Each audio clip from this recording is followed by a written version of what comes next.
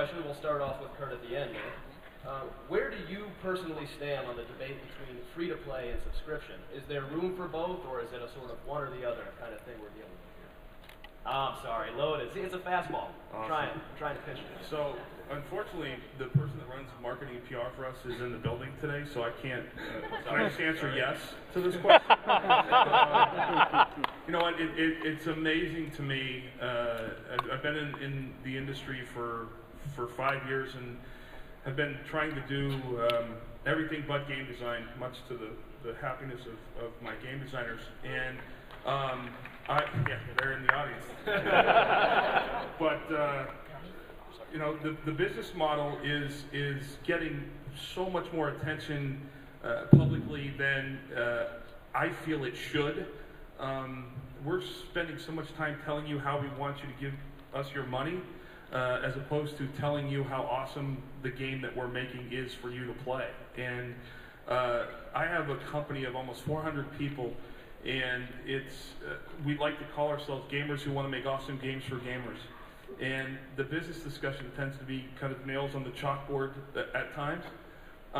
But to sustain a business and to run a business, you have to make money to sustain that. So I think in our space, I think the move forward, obviously, free to play and microtransactions and all the things that go with MMOs are going to be in the mix, and people will be figuring out how to mix and match those in our games.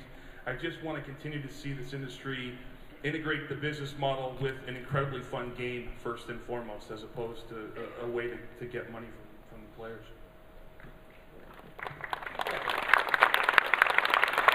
Yeah, you definitely want the game to be good, for sure. But I seriously think that there's room for both, not just within the industry, but within the game itself. And you already see that with some games.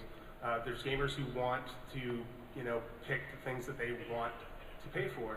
And then you have the guys that are just blanket, yeah, just give me everything, just take it once a month and move on. So I think there's really both models will be successful for a while. Do you think there's any reason to be worried about when people say pay to win or this and that? Absolutely, yeah. Pay to win is not something I would condone at all. So yeah, I'm on the same page. I believe there's room for both, and you can just look at the marketplace. On the free-to-play side, you have things like World of Tanks and League of Legends.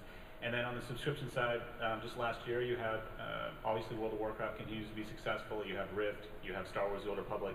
You have games that can be very successful financially on both sides. So I don't see there's no need for one to go the way of the dinosaur. Yeah, I mean, they're totally both valid models.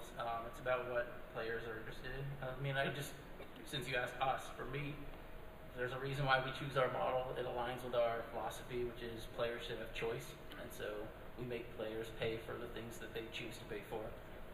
That's why. That's it. I see why you reverse the order, because people take answers as you go. I know, it's hard. You just say what he said. Fair shot. So I'm just going to throw my weight kind of behind Kurt and say, like, you spend a lot less time, designing around how to make money as opposed to how to have fun with a non-free-to-play model. But I think that, at the inception of the game, that's when you need to make your decisions of, like, what's going to be fun in this game? What's the best way for us to support a business to keep giving good content to each of the players? But, there's space for both. I think that's been proven across the board everywhere, and I think especially in the last couple of years with, some really high-quality free-to-play titles that came out. Yeah, they're tools.